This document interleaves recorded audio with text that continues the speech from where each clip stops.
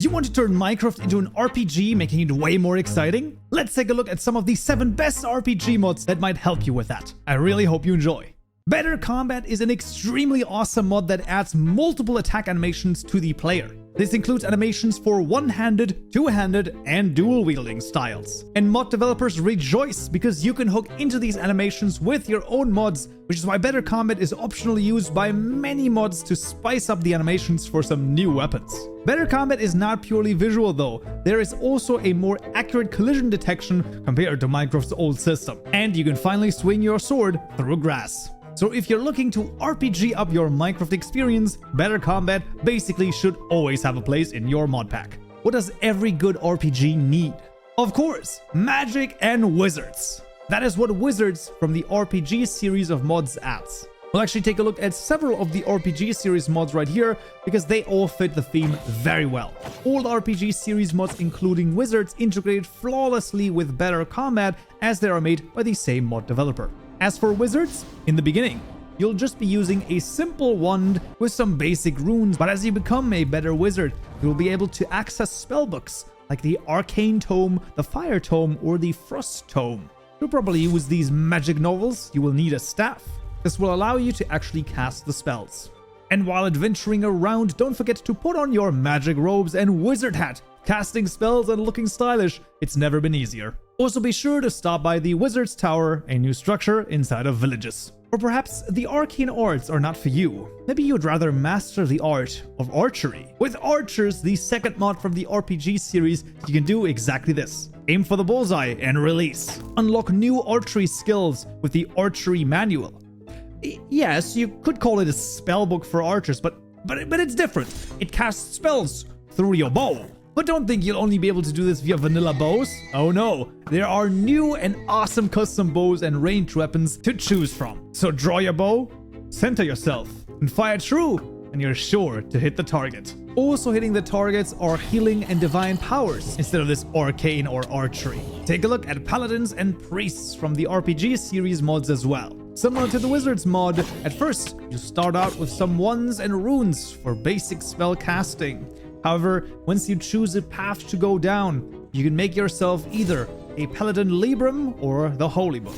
While the Paladin spells can be cast through any melee weapon, Priest spells need holy staffs to be cast. And of course, there is new equipment to be found as well. Try on one of the new armor sets, be it for the Paladin or the Priest. And as a Paladin, you can also wield a claymore, a great hammer, or a mace. These weapons once again work together with Better Combat to really make Minecraft feel like an RPG. Enter into a new world, multiple dimensions, bosses, even NPCs, a whole new way to play the game. Enter the DivineRPG, a giant mod that adds so many new things to the game, you will have the adventure of a lifetime. DivineRPG adds 8 new dimensions to the game, and to access them, you'll need to go through a whole host of adventures. Just to get to the first dimension, Eden, you will need to do the following things.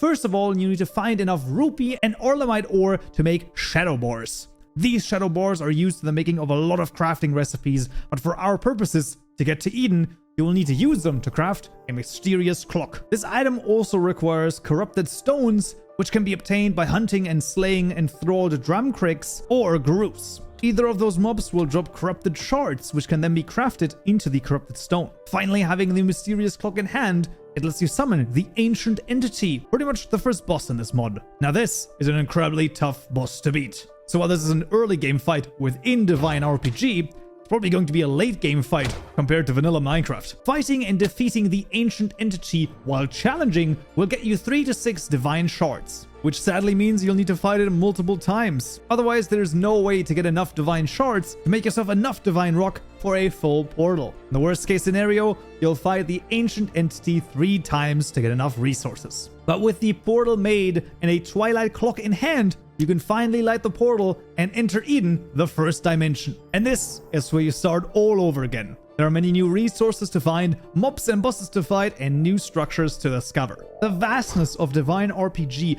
cannot be overstated. If you want a completely unique experience and a new adventure, which in my opinion feels very similar to Terraria, then DivineRPG could really spice up your endgame in your next playthrough. There are hours and hours of gameplay in this mod, new challenges to look at, and new difficult boss fights to conquer. Because of the sheer depth of this mod, I only covered a sliver of it, but if you're interested in a full mod showcase, do leave me a comment down below and I'll see what I can do. Wouldn't it be great if you could display your weapons to the world? With sword displays, that is exactly what you'll be able to do. This small mod adds sword displays in many different varieties to Minecraft. Simply craft one of the displays, set it down, and right-click it with a sword to display it.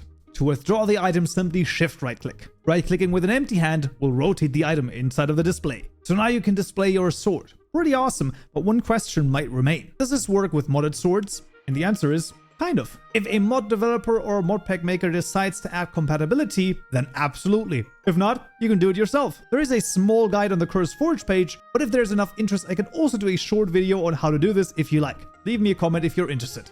And what you're also interested is unique elemental-based magic? Of course! Look no further than Archon. This is an incredible mod that provides a whole mana system, unique weapons and spells, and even necromancy. When you join a new world, you'll notice that you now have a mana meter. It's this nifty display at the bottom left of your screen. You'll regenerate 1 mana per second, which can be sped up and upgraded with different items. The first item you probably want to make is the Channeler. This awesome item allows you to turn some blocks into magical items. So logs will drop planks, sand will drop spry dust, iron ore will guarantee a drop of 3 raw iron, and this works with other ores as well. And additionally, right-clicking on a gold block will drop glaze steel ingots, used in the making of some important magical artifacts. With these newfound glaze steel ingots, how about you craft yourself the Mask of Power? This amazing item now increases your mana regen to 4 mana per second. The actual spells are all categorized by elements: earth, water, fire, end, and sky. Gems of each kind can be found in different biomes or dimensions.